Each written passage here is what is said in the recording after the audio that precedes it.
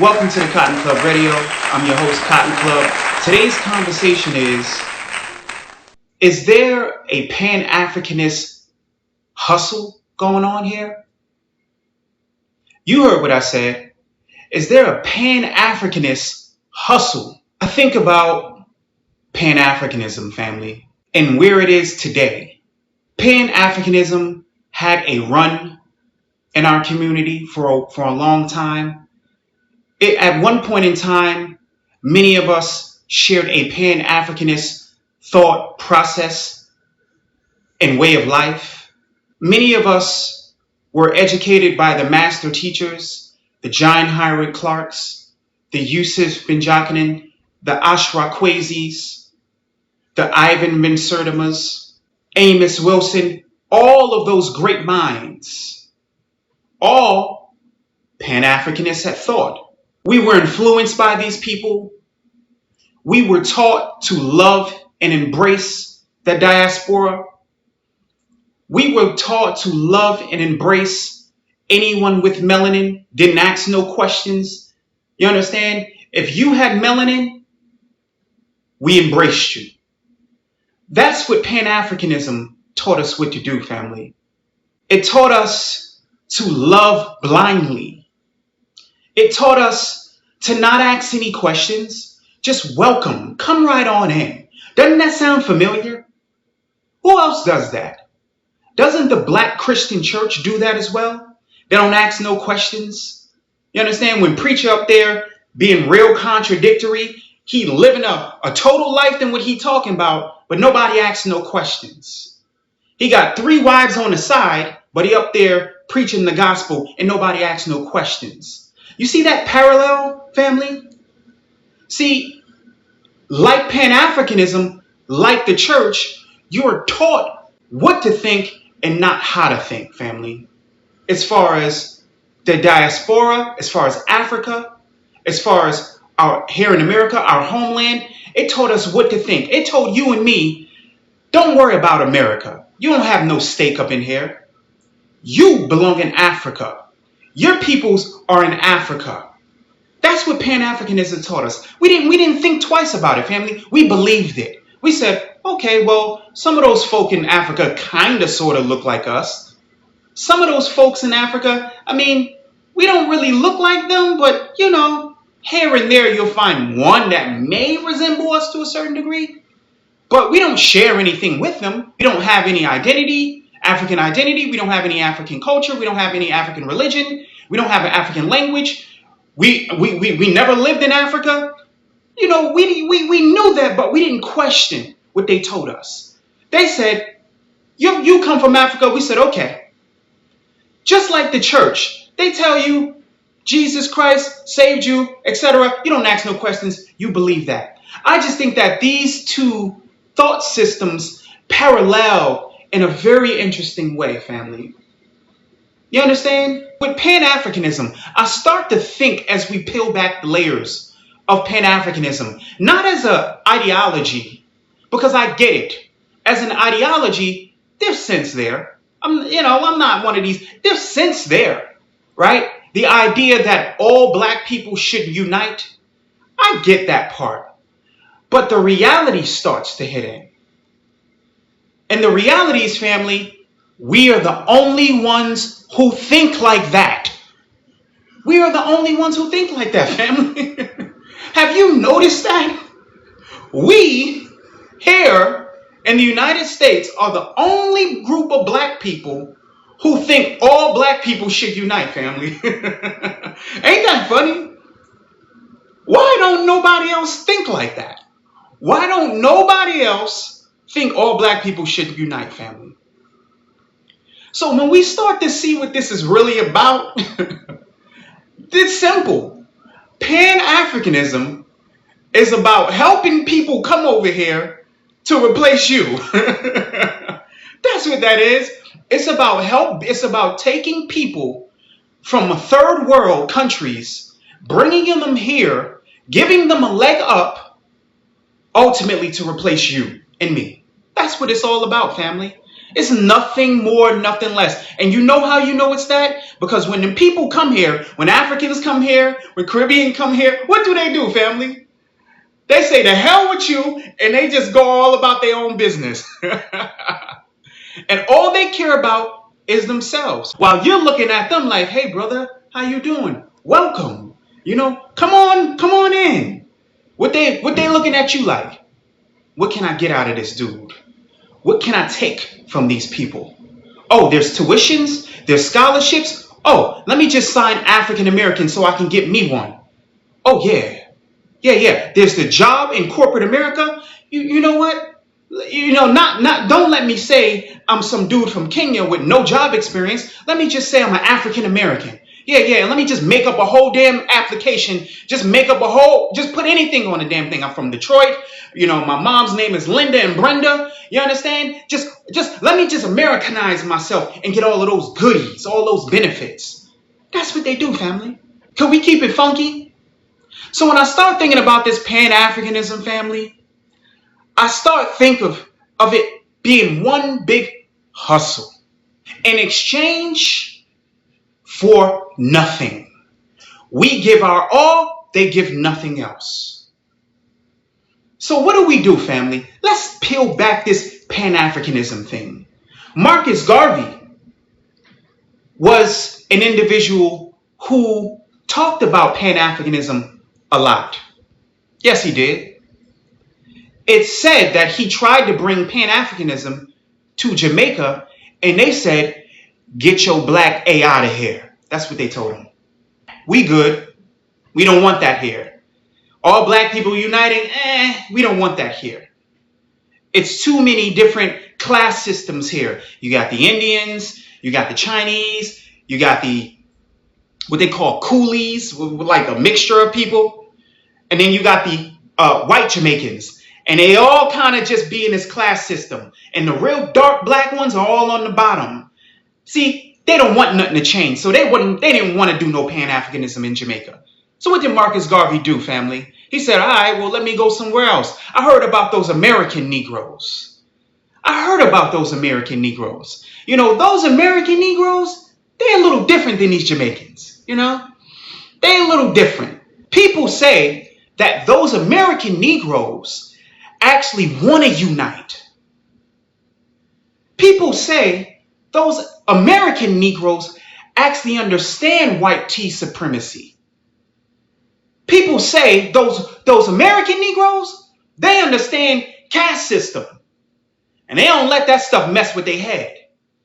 Because over there in America, they got that one drop rule. And don't matter the complexion, all of them are Negroes. So Marcus Garvey said, you know what, let me go over there and see what they about. And family, he came over here, and what did we do? We embraced him. Marcus Garvey didn't bring Pan-Africanism to us. We embraced Marcus Garvey. Don't let nobody lie to you. The myth, oh, Marcus Garvey brought Pan-Africanism, there was nothing here. Let me tell you something, family. We had the one drop rule.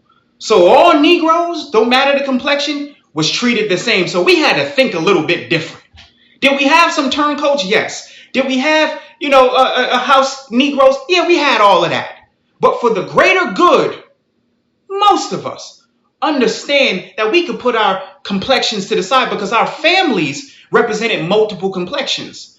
Our mama be high yellow, our daddy will be brown, our sister be dark skinned, our other brother be high yellow. We got a whole lot of that in the FBA family. So colorism, does it exist? Yeah, but is it like in the Caribbean? Hell no. No, not even close. And you hear people who come from the Caribbean, they bring their colorism over here and then try to inject that on us. It's not the same. It's not the same. American Negroes, Foundation of Black Americans, we don't have a caste system here. We never have. In Jamaica, they got caste systems. So that colorism is a little different. You understand? Depending on your complexion, that depends on whether or not you survive, family. You survive. You hear me? Their caste system, depending on your complexion, depends whether or not you eat today.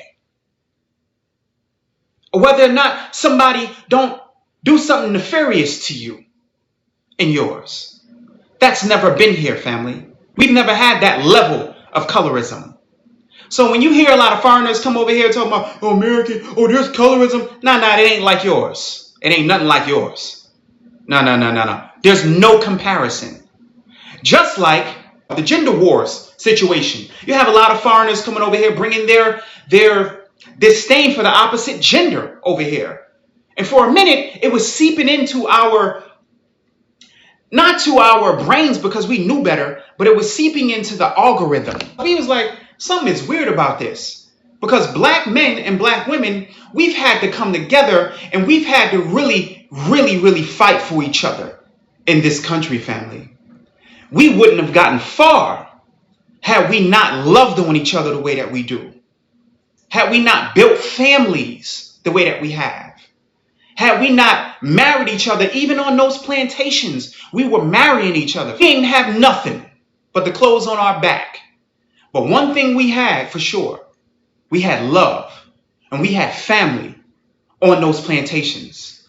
So we knew that the gender war thing wasn't coming from us. Come to find out, family, it was coming from the Caribbean. It was coming from Africa. They're bringing a disdain for the opposite sex over here. And what did it do? All over social media, it was going into the algorithm. Oh, black man can't stand a black woman. And we like, what the hell are you talking about? Black men love black women. What the hell are you talking about? We didn't believe that crap. That's not how we do. We love our sisters. And our sisters love us. And it's always been that way. All right? And I don't let nobody tell me different.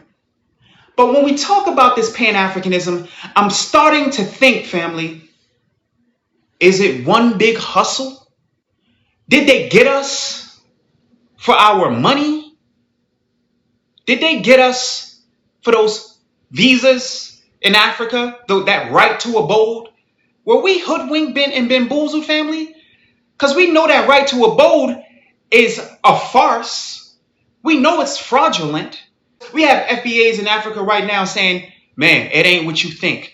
These people treat us like foreigners. They overprice us. They call us, those Americans. They don't treat us like family. And when it comes to our rent, they overprice us. And if we short just by a little bit, they're ready to kick us off the property and take all our belongings. That's not community, family. That's not people who love you. That's not people who appreciate you. That's a scam. So we know the right to abode, that was a scam. Let's talk about those DNA tests, right? Many of those DNA tests, what were they doing, family? They were telling you that you were 10% Nigerian, you were 20% Cameroonian, you were 5% Kenyan, and you were 65% Senegalese. Nothing. They was telling you nothing, family. What the hell is any of that anyway? Half of the countries that existed in Africa when some of our ancestors came over were not called any of that, family. Those countries didn't even exist. They didn't exist. We have to look at what this Pan-Africanism did to our psyche, family, and making us love and embrace people who can't stand us. We ignored the jealousy. We ignored the hate and disdain because we could see things from a broader perspective. Pan-Africanism it put the wool over our eyes and made us love and appreciate people who didn't give a damn about us. Brings me to an individual, Mr. Dr. Umar Johnson, the prince of scam Africanism. Now, I find it rather interesting. Every time I hear this man, he's talking down on FBAs, being disrespectful toward FBAs, always putting everyone else's problems ahead of FBA problems. I find that very interesting. Are we not black too? Why do we have to carry the mantle of Pan-Africanism when there's a gazillion people in Africa who don't even know what Pan-Africanism is? let alone do they even practice it. So it's almost like if we don't, check this out, family, hear me out. So if we, you and me, if we don't carry the mantle of Pan-Africanism, then it doesn't exist. And this is the reason why everyone is upset at us. Everyone is upset at us because we no longer want to carry the mantle for Pan-Africanism. Why don't you? To my Caribbean peoples, I love y'all. But if you believe in Pan-Africanism, why don't you carry the mantle? Why don't you practice Pan-Africanism? To my African peoples, if you believe in Pan-Africanism, why don't you carry the mantle of Pan-Africanism? Why does it matter if FBAs no longer want to carry the mantle of Pan-Africanism? We don't want to be Pan-Africanists no more. It doesn't work. We've done the research. We know about Africa. We know about ancient Kemet. We know about the Songhai Empire. We know about Mali. We know about Ghana. We know about Mansa Musa. We know, family. We knew it before you did. In many cases. Many of us knew more about Africa than most Africans, family. We understood the history and we appreciated the history. We loved the history, even romanticized the history to a certain degree. But something happened. Folks started coming over here and they started acting funny toward us. We started going into their stores. They started following us around, acting like we gonna steal something. They got the African by the door. He looking at you all buggy-eyed when you come in the door. You got a bag. He looking at your bag, hassling you for your bag. Hey, give me your bag. You're like, yo, dude, calm down. We started to realize, family, that these people are not what we thought they were. We thought that they, because we knew about Africa and we researched it and all, and our master teachers educated us on Africa thoroughly. I'm sure there are good African people, but many of the people who come here, family, I don't know if they're the good ones. One time I went to a store in Harlem, African store, and I had my daughter with me. At the time, she was 3.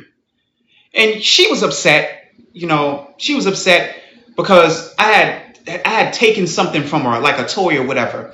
And we went into the African store. So my daughter, she was upset. She was having a fit. So we went in there and, we looking for something. And we went up to the register to purchase something. And there was an African lady there. She looked like she might have been like Ethiopian or something. She had a hijab on. And her face, man, I knew there was going to be a problem with this lady. Her face, bro, just nasty written all over her face. And I get to the register and my daughter's crying. I'm making my transaction, but my daughter's crying. You know what this African lady said to me? She said, "Why is she crying?" I looked at the lady like, if that's any of your business, she wants something. You know what the lady told me? She told me she's crying like that because you spoil her or something's wrong with her. That's what this African lady told me.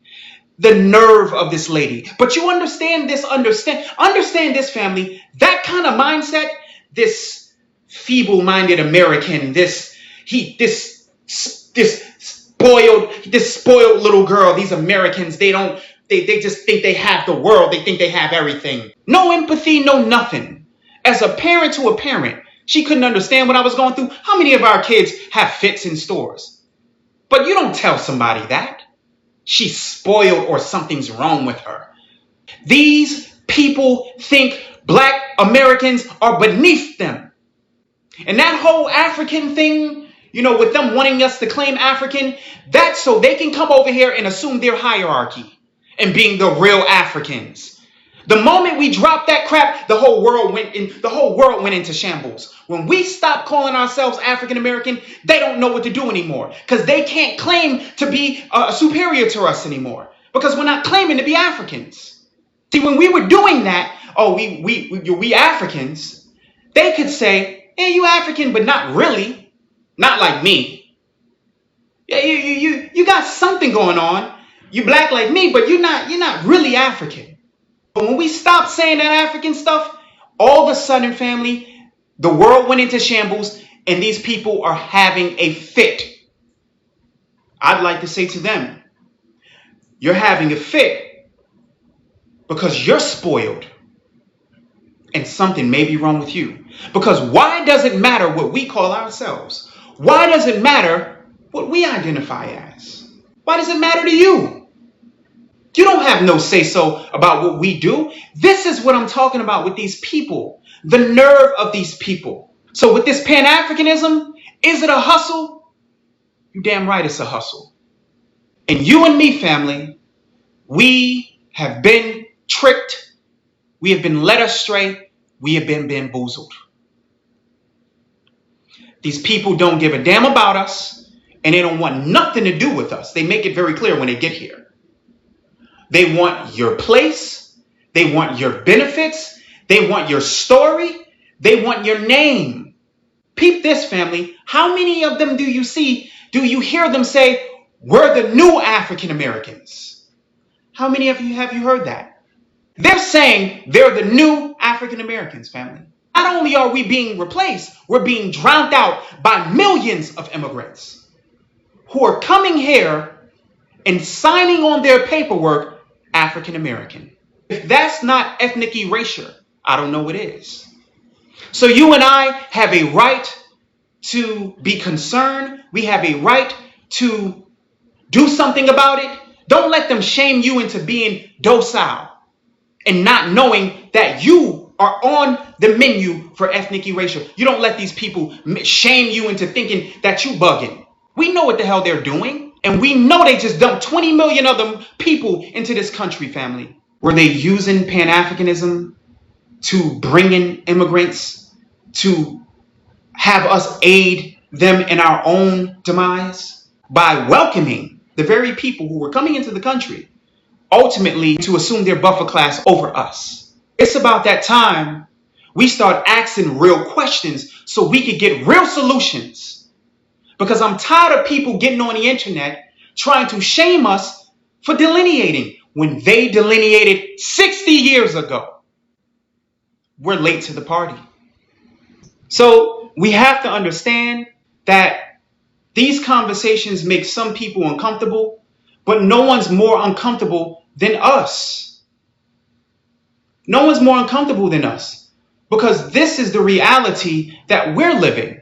We've seen our numbers drop drastically in the last 50 years for multiple reasons. Black Americans are not bugging. You're not going to call us MAGA because we want to protect our culture. Because we want to stop people from culture vulturing.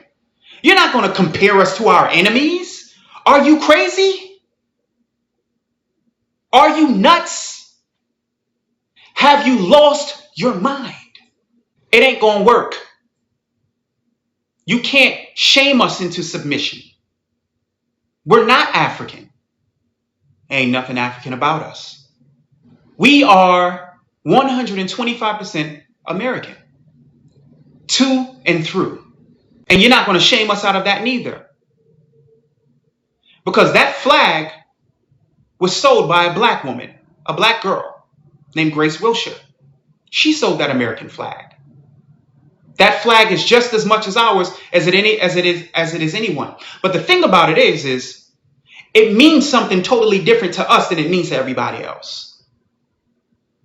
That flag means a civil war.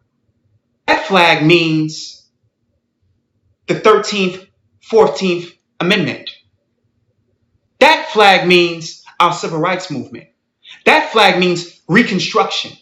That flag means lynch mobs, black codes. We know what that flag means. That flag means blood. It means us. We're not giving that away for nobody. We're not going to let nobody, oh man, you going to hold up that flag? You damn right. I'm going to hold up this flag. My people, my ancestors died holding up that flag. You ain't heard? They went to a war over that flag and fought and got their own freedom over that flag. And I'm going to hold it up. And I ain't shaming no more. See, I'm going to tell you something, family. Pan Africanists made us ashamed to hold up our flag. Didn't they, family? You don't remember years ago when you used to see that flag, you used to cringe? You used to be like, that flag, man. That flag out of my face. That ain't my flag. Huh? You remember that? And then you'd have Caribbeans calling you a Yankee. And that Yankee boy over there. What? Who you calling a Yankee? I don't represent that flag. I ain't no Yankee. They called you a Yankee anyway. Even when you didn't really like that flag. That Pan-Africanism was in your head. You was looking at Africa. You wasn't looking here. Even though you didn't see yourself as a full American, they saw you as an American. They saw you as a Yankee. Aren't you so glad, family, that we got past that shame and we said, you know what? Africa is real far away. I think that we should start paying attention to our ancestors here, because our ancestors here had millions and millions of acres of land. You know that, family? Do you know how much land was taken from black people during Reconstruction alone? Did I say the quiet part out loud? No wonder why they was telling you to look toward Africa. No wonder. Because they don't want you to start looking here. Because you're going to start finding those deeds, the lands, the right, all kinds of stuff that was taken from your ancestors. You know about all those towns they burned down. All of that is property rights. Where's the paperwork? I bet they burnt that too, huh? Lake Lanier, wasn't that a town? What they did? Chased the people out, deleted the people there, and then flooded the town? Where's the paperwork? I bet you there's still some paperwork that survived that. They ain't burned all of it. So what I'm saying to you, family, is simple. Pan-Africanism was a hustle because it made you and me